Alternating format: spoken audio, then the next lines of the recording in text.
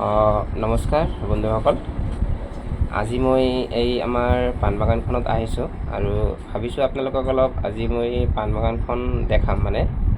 মানে আমি প্ৰায় মাহত কিমানকৈ পাণ ছিঙো আপোনালোকক অলপ জনাম বুলি ভাবিছোঁ। গতিকে আজিকালিতো এইবিলাক পাণ গছ সকলোৰ ঘৰতে আছেই।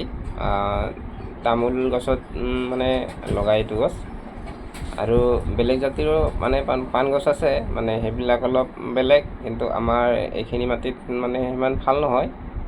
কিন্তু আমাৰ ইয়াতে মাটিগিলা ইমান হেৰি নহয় না, তামোল গছ নহ'লে পাণ গছ নহয়, এটা পাণ বেলেগ আছে, সেইটা জাংলা দি কেনে কিবা হ'লেও সেইটো বেলেগকৈ বনায় আৰু। কিন্তু আমাৰ ইয়াত সেনেকৈ নহয়।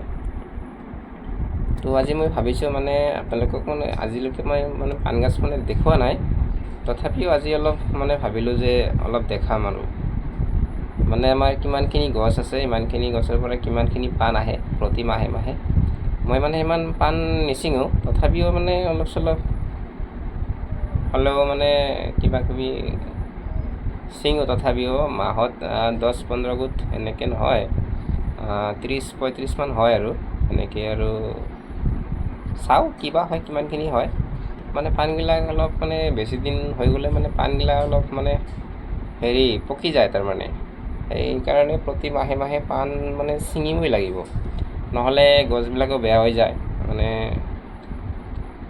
তো সেইখিনি আৰু। আজি মই পাণ ছিঙি কেনে আপোনালোকক দেখাম মই কিমানখিনি পাণ ছিঙিলোঁ। তো আপোনালোকেও অলপ সহানুভূতি জনাব। ভিডিঅ'টো যদি ভাল লাগে আপোনালোকে অলপ হেৰিও কৰিব, ছাবস্ক্ৰাইবো কৰিব, ফ'ল' কৰিব। ঠিক আছে, ধন্যবাদ।